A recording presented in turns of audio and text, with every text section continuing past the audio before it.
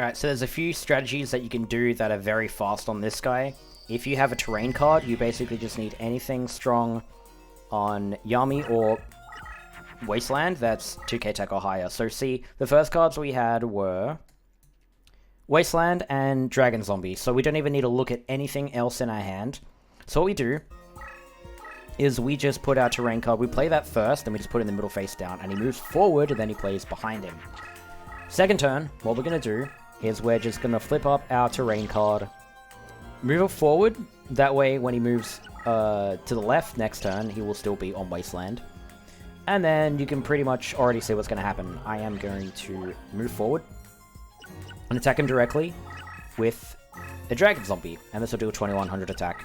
And then he'll move to the left on the third turn, and you attack him again. Now, if you don't actually have 2k attack or higher, you just want to deal as much damage as possible across these two attacks, and then on your third turn, you can play a second monster and attack him a third time. Like, in this example, I could move my deck a little forward and kill him, but I have Dragon Zombie, so I can just attack him now and kill him. And that is very, very fast and very, very simple. But it's not the only fast and simple way to beat him, of course. You also have the Dimensionhole and Forest Fusion strategies, so I'm going to go through them. Alright, so Dimensionhole Forest Fusion is huge. You need any Forest Fusion that's above 1700, so you need 1750 or higher, which is pretty much, you've got Forest Fusions in the deck that do this. So, move forward, you open with, immediately you can read in the hand Dimensionhole plus your Forest Fusion. As long as, again, you have 1750 or higher, you're fine. So you could do Flower Wolf, you could do Nekigel number 2. Here I can play Chimera. Now the starter deck doesn't have Dark Rabbit, but the Chimera Fusion is a 4-star or higher beast with any fiend. So you can play this by playing Lizark, fusing Lizark with any of your fiends in the deck. So we activate the Dimensionhole on the second turn, and we're right in front of him. So just play anything strong on Forest. Now, if you don't actually have anything, like say if you have Bean Soldier, you can attack him like this and do the exact same thing, and then follow-up attack again on the third turn when he moves to the left, and then you can just play a card over that and attack him a third time. So here you're going to see I just attack him, I have a clean attack, just make sure you don't move your card over the crush or it will die. I just move my Forest Fusion forward and to the right and I kill him because it does enough damage. Again, you can also do this with Rose Spectre of Dun, Flower Wolf. These are Forest Fusions that you have in the starter deck. And if you added in something like a Dancing Off at this point, you could also make Nekigel number 2, which also kills him. And if you don't have anything this strong, but it's something that's strong on Forest, like you only have a Lizark and nothing else, you can attack him twice like that, and then just play a card over that and attack him a third time, and you should be able to kill him in 3 turns. Now, I'll quickly teach you how to beat this guy if you don't have Dimensionhole, but you do have cards that can make a Forest Fusion, because you can't play anything strong in that middle tile because it's Crush. So basically what you need to do is play one of your fusion components onto the middle tile. And then, the next turn we're going to move that forward, and then we're going to play another card on that middle tile and then move it forward, so that we've created a Forest Fusion on the space in front of him. So we move this fiend forward. Now I move forward and I play the other fusion component here. Now here, it's very important to have Chimera, but if you don't, you just have to do a third attack, and I'll show you when we get there. So what he does here is he moves to the left. Now we haven't connected an attack, but we will connect an attack on him on the third turn. So obviously we can't attack over the Crush, and we don't want to anyway. We actually want to attack up and to the right. We attack him once directly, and now what he's actually going to do, because he has a card behind him and to the left, he's actually going to move forward. And you notice in this position we can actually connect another attack on him with the Chimera the next turn and kill him. Now again, if you didn't have Chimera, if you had something weaker and he still needed another hit to be killed, you notice we can actually play a third card. So we attack him again with a Forest Fusion there, and then if he's still alive after this hit, I can play any monster top right, and then attack him and kill him. Obviously excluding dragons and rocks. If you play dragons or rocks, his deck leader will destroy or spellbind them, so don't do that. But you can play like a machine, or you play a zombie, and just do whatever the damage difference is that's needed. But that's how you play that guy if you have fusion components for a Forest Fusion, but no Dimensionhole. Now, of course, it's a Crush duel, so we want to look at Slate Warrior. Very important card to have here. Dimensionhole Slate Warrior, super, super strong. So, yeah. The important thing is you kind of need to know exactly how to play this, because it's kind of easy to just, you know, assume that you're going to beat this guy, but you need to know what angle to attack from to make this as smooth as possible.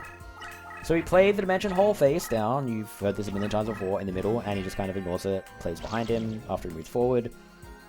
And then I activate it just on this spot. I don't need to move forward, there's no real reason to do that. But then what we're going to do is we're going to play it top left. And then we attack him from his right side. Reason why we want to attack him from this side is then he's going to move on, he's going to move left. Okay? And then, of course, play to the left. Some AI just have bias to playing one location, but now he is, he's exposed completely. He's completely exposed, and we just attack him again, and that's how you do it. So make sure you attack him from the left. If you don't attack him from the left, I'll show what happens. So this is basically the same draw. Let's just fast forward this a little bit. Now, very similar duel. I have Dimensionhole in the middle of the field, as you're going to see in a second. So let's activate this Dimensionhole. And see what happens when I attack him from his left side. You'll see what happens. You think, what, does he move forwards, does he move backwards? What does he do? Well, we attack him.